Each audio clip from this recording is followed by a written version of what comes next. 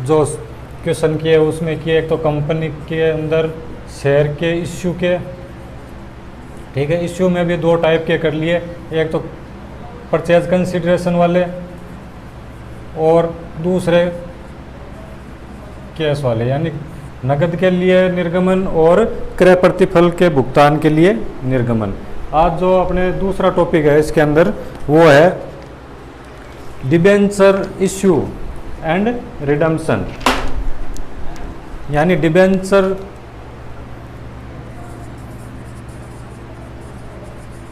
सबसे पहले बात ये आती है डिबेंचर क्या होते हैं। डिबेंचर हिंदी में कहते हैं ऋण पत्र। कंपनी द्वारा लिए गए ऋण के एवज में जो रसीद दी जाती है या पावती दी जाती है उसको ऋण डिबेंचर कहते हैं। यानी जो शेयर धारक होते हैं, ऋण पत्र धारक होते हैं, वो कंपनी को ऋण देते हैं और उसके एवज में जो रसीद या जो पावती होती है वो डिबेंचर कहलाती है या ऋण पत्र, ठीक है। अब डिबेंचर में एक दो बात ये आती है कि डिबेंचर के आगे जो परसेंटेज लिखे हुए होते हैं 9%, 10%, 12%, ये डिबेंचर के ब्याज की दर होती है, यानी इंटरेस्ट रेट। ये डिबेंचर के इंटरेस्ट रेट होते हैं, यानी जो ऋण कंपनी ने लिया है उस पे उसको 9% पे ब्याज की राशि चुकानी होगी। और इसके अंदर जो अपनी किताब है उसके अंदर आगे डिबेंचर के बाद में जो 2 नंबर के क्वेश्चन बनते हैं उसमें एक तो है विशेषताएं दे रखी है, डिबेंचर की क्या विशेषताएं हैं। तो विशेषताओं के अंदर एक तो जैसे ऋण पत्र है, उसके जो आप ऋण पत्र लेते हैं तब उस समय उसकी मूलधन की अदायगी अवधि या ब्याज की दर पहले से निश्चित रहती है। और एक ये ध्यान रखने वाली बात ये है कि डिबेंचर है वो लॉन्ग टर्म लोन के अंदर बैलेंस शीट में लिखे जाते हैं, यानी डिबेंचर लॉन्ग टर्म होते हैं, लोन के अंदर आते हैं। जो शेयर कैपिटल थी वो शेयर होल्डर फंड में लिखते थे और डिबेंचर है वो लॉन्ग टर्म लोन का हिस्सा है। ये पूंजी नहीं है, ये एक ऋण है जो कंपनी ने अन्य धारकों से प्राप्त किया है। उसके बाद में किताब के अंदर दे रखा है कि जो ऋण है, ऋण पत्र वो कितने प्रकार के हैं। तो ऋण पत्रों के लिए अलग अलग दे रखे हैं। जैसे पहला दे रखा है सुरक्षा के आधार पे।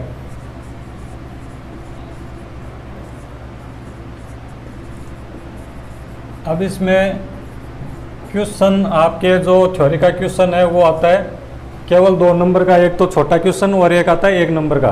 तो 1 नंबर में तो या तो डेफिनेशन पूछी जाती है या पर जो सारणी एफ के अनुसार ब्याज दरें या बैरियर वाक जो भी है, ऋण पत्र की परिभाषा, कंपनी की परिभाषा, ठीक है, इस तरह के छोटे प्रश्न आते हैं। अब सुरक्षा के आधार पे ऋण पत्रों को 2 भागों में बांटा गया है। एक तो होते हैं सुरक्षित ऋण पत्र, दूसरा होता है असुरक्षित ऋण पत्र। अब सुरक्षित और असुरक्षित कैसे है इसमें, जैसे सुरक्षित वो है कि अगर कंपनी का समापन हो रहा है या कंपनी किसी कारणवश बंद हो रही है तो उसकी जो चल संपत्ति है उनके प्रभारों से इन ऋण पत्रों का भुगतान किया जाता है। और असुरक्षित में इन चल संपत्ति के प्रभारों से या अन्य प्रभारों से भुगतान इसका नहीं किया जाता। उसके बाद में आता है शोधन के आधार पर।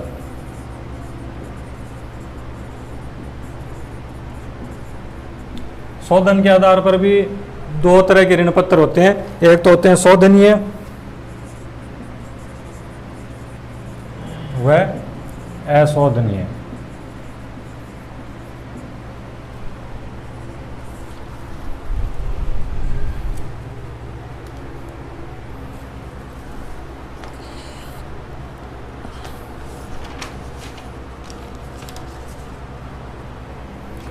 शोधनीय ऋण पत्र वे होते हैं जिनका कंपनी के जीवन काल के समय एक निश्चित अवधि के दौरान उनका भुगतान किया जाता है, यानी उसमें एक निश्चित समय दिया हुआ होता है, उसके अंदर अंदर ही इन ऋण पत्रों का भुगतान किया जाता है। और अशोधनीय ऋण पत्र वो होते हैं जिनका भुगतान कंपनी के समापन के समय ही किया जाता है, उनका भुगतान बीच में या एक निश्चित तिथि तक नहीं किया जाता है। उसके बाद में आता है 3 नंबर पे पंजीयन के आधार पर। पंजीयन के आधार पर। तो पंजीयन के आधार पे भी दो तरीके के ऋण पत्र होते हैं, एक तो होते हैं पंजीकृत, ठीक है, दूसरे होते हैं वाहक या अपंजीकृत भी कह सकते हैं। अब पंजीकृत का मतलब होता है जो कंपनी की पुस्तकों में दर्ज है, जो ऋण पत्र धारकों के नाम कंपनी की पुस्तकों में दर्ज है वो पंजीकृत होते हैं, और जिन ऋण पत्र धारकों का नाम कंपनी के पुस्तकों में दर्ज नहीं है वो बैरियर या वाहक या अपंजीकृत ऋण पत्र कहलाते हैं। नेक्स्ट है परिवर्तनशील के आधार पर। अब परिवर्तनशील के आधार पर भी दो तरह के ऋण पत्र होते हैं, एक तो होते हैं परिवर्तनीय और दूसरा अपरिवर्तनीय। परिवर्तनीय या अपरिवर्तनीय, परिवर्तन जो ऋण पत्र अंशों में परिवर्तन हो जाते हैं वो परिवर्तनशील या परिवर्तनीय ऋण पत्र कहलाते हैं, और जो ऋण पत्र अंशों में परिवर्तन नहीं होते हैं वो अपरिवर्तनीय होते हैं। नेक्स्ट है ब्याज के आधार पर।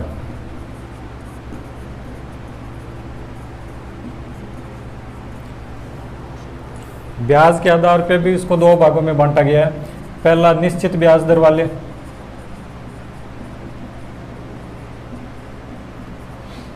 और दूसरा दे रखा है शून्य ब्याज दर वाले। अब निश्चित ब्याज दर वाले वो होते हैं जो डिबेंचर होते हैं, उसके आगे आप देखेंगे उसके अंदर जैसे डिबेंचर, कोई भी डिबेंचर है तो उसके आगे लिखा होता है 9% या 11%, जो भी ये जो प्रतिशत दे रखे होते हैं ये उस डिबेंचर की एक ब्याज की दर दी रखी होती है और वो एक निश्चित रहती है पूरे जीवन काल के अंदर। और शून्य ब्याज दर वाले जो डिबेंचर होते हैं उन पे कोई भी ब्याज की दर पहले से निश्चित नहीं होती है, लेकिन इनमें जो ब्याज दिया भी जाता है, इसमें ब्याज देने का तरीका ये होता है कि जो डिबेंचर है उसकी फेस वैल्यू और इश्यूड वैल्यू, यानी जब निर्गमन हुए थे इन डिबेंचरों के उस समय की जो वैल्यू है और जो फेस वैल्यू यानी जो वर्तमान की जो वैल्यू है, इन दोनों का जो डिफरेंस है उसी को इंटरेस्ट मानकर इसका भुगतान किया जाता है। ठीक है, इसके बाद में पुनर्भुगतान के आधार पर। नेक्स्ट है पुनर्भुगतान के आधार पर। अब पुनर्भुगतान के आधार पर दो तरीके से बांटा गया है, पहला है प्रथम और दूसरा है द्वितीय, यानी द्वितीय ऋण पत्र और प्रथम ऋण पत्र।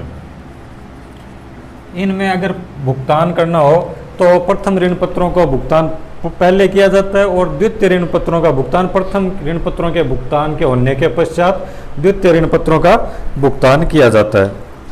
अब इसमें तो जो अब आप एग्जाम में पूछने लायक जो 2 नंबर के क्वेश्चन आते हैं उसके अंदर या 1 नंबर के क्वेश्चन के अंदर यह क्वेश्चन पूछा जाता है। इसके अंदर जैसे सुरक्षा के आधार पर, तो फिर देखो सुरक्षा के आधार पर एक तो सुरक्षित होता है और एक असुरक्षित होता है। सुरक्षित ऋण पत्र वो होता है जो संपत्तियों के, जो कंपनी की संपत्तियां उनके चल प्रभार पर, यानी कंपनी का समापन हो या कंपनी किसी भी कंडीशन में हो, इनको सुरक्षित ऋण पत्रों का भुगतान किया जाता है। असुरक्षित ऋण पत्रों का भुगतान अगर कंपनी के पास चल प्रभार या संपत्ति सुरक्षित नहीं है तो इनका भुगतान नहीं किया जाता। शोधन के अनुसार शोधनीय और अशोधनीय यानी रिडीमेबल एंड इरिडीमेबल। शोधनीय अधिमांश वह होते हैं जिनका एक ऋण पत्र लेते समय उनका एक अदायगी अवधि और उनका मूलधन और उनके ब्याज की दर एक निश्चित होती है और कुछ समय बाद में इनका रिडम्पशन तय होता है। अशोधनीय, इनका कंपनी के जीवन काल में इनका शोधन नहीं होता है, समापन के समय इनका भुगतान किया जाता है। पंजीयन के आधार पर पंजीकृत और वाहक। पंजीकृत वो होते हैं जिनको कंपनी पुस्तकों में ऋण पत्र धारकों को दर्ज करती है और वाहक जिनको पुस्तकों में दर्ज नहीं किया जाता। परिवर्तनशील के आधार पर परिवर्तनीय और अपरिवर्तनीय। परिवर्तनीय वो होते हैं जिनका परिवर्तन कंपनी ऋण या शेयर जो ऋण पत्र धारक है वो अंशों में इनका ऋण परिवर्तन कर सकते हैं, कंपनी शेयर धारक करवा सकते हैं या कंपनी कर सकती है। अपरिवर्तनीय जिनका अंशों में परिवर्तन नहीं होता है। ब्याज के आधार पर, ब्याज के आधार पर फिर 2 तरह के, निश्चित ब्याज दर वाले और शून्य ब्याज दर वाले।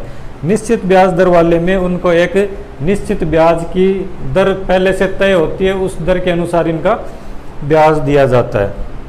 शून्य ब्याज दर वाले यानी इस पे कोई भी ब्याज की दर पहले से निश्चित नहीं होती, इन पे जो ब्याज दिया जाता है वो उस समय की जो ऋण पत्रों की जो फेस वैल्यू है उस टाइम की, उसकी वैल्यू और जो इश्यू किया था उसकी वैल्यू, इन दोनों का जो डिफरेंस होता है, डिफरेंस वैल्यू, वही इंटरेस्ट मानकर इसका भुगतान किया जाता है।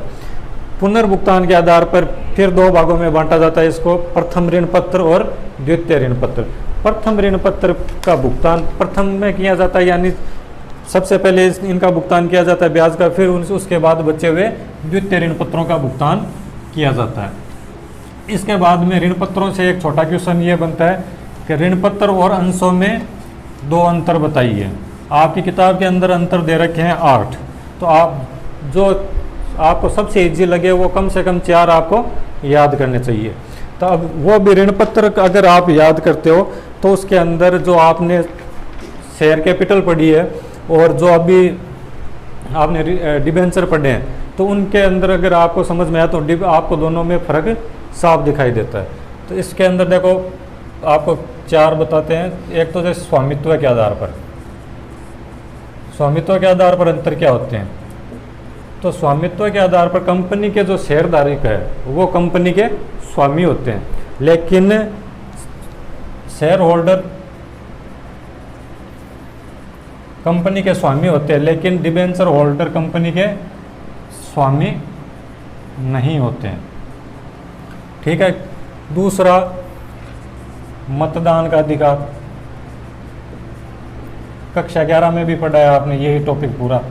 मतदान का अधिकार, मतदान का अधिकार जो कंपनी के संचालन मंडल की बैठक होती है उसमें शेयर होल्डर को मतदान का अधिकार होता है, डिबेंचर होल्डर को मतदान का अधिकार नहीं होता। इसके बाद में 3 नंबर, लाभांश। लाभांश केवल शेयरधारकों को दिया जाता है, डिबेंचर होल्डर को नहीं। डिबेंचर होल्डर को लाभांश की जगह जो दिया जाता है उसे कहते हैं ब्याज। ठीक है। अब इसमें लाभांश का टॉपिक बना के आप शेयर होल्डर को लाभांश दिया जाता है जबकि डिबेंचर होल्डर को लाभांश नहीं दिया जाता। उसी तरह आप ब्याज का भी बना सकते हो कि ब्याज है जो शेयर होल्डर को नहीं दिया जाता और डिबेंचर होल्डर को ब्याज दिया जाता है। उसके बाद के अंदर हिस्सा। अब हिस्सा के अंदर जो इनका जो शेयर होल्डर्स को है या शेयरों का या ऋणों का, ऋण पत्रों का जो हिस्सा है वो शेयर होल्डर के लिए पूंजी में इनका हिस्सा माना जाता है शेयरधारकों का, और ये होता है लॉन्ग टर्म लोन। तो ये पूंजी का हिस्सा तो है नहीं, तो इससे पूंजी का हिस्सा नहीं माना जाता।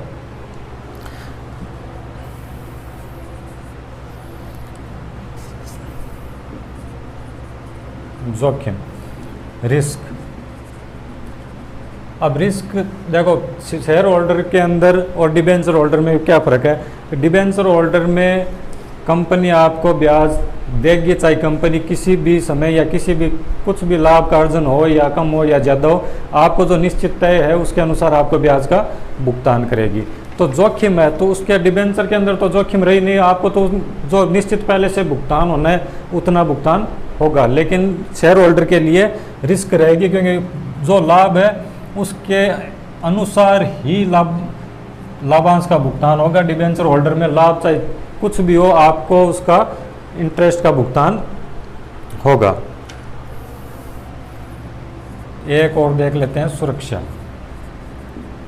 सुरक्षा के आधार पर शेयर होल्डर है वो सुरक्षित नहीं है और डिबेंचर होल्डर सुरक्षित है, क्योंकि शेयरों का जो वैल्यू है वो अप डाउन होती रहती है या लाभांश कम ज़्यादा होता रहता है। डिबेंचर होल्डर में ब्याज की दर पहले से तय होती है, तो जो सुरक्षा है वो भी डिबेंचर होल्डर में अधिक रहती है। तो ये 8 दे रखे आपको, कम से कम जो 4 जो सबसे इजी लगे हैं वो एकदम याद कर लेने चाहिए, क्योंकि उसमें 2 नंबर का जो क्वेश्चन आता है उसमें मैक्सिमम 4 पूछे जाते हैं।